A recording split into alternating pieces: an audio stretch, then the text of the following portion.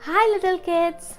Last video we learned the phonic sounds from K to O. So today we are going with the other next 6 letters. What comes after O?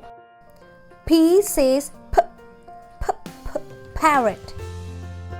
Q says Qu, Qu, Qu, quail.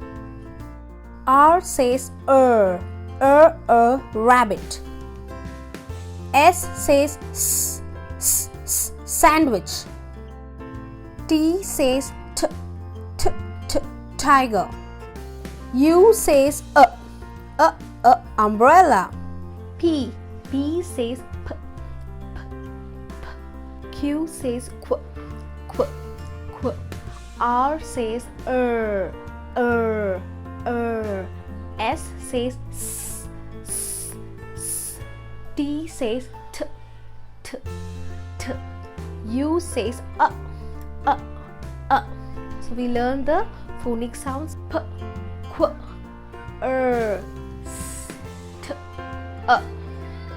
So for more videos like this, subscribe to my channel. I will be coming up with more phonic sounds the next video. So till then, see you. Bye.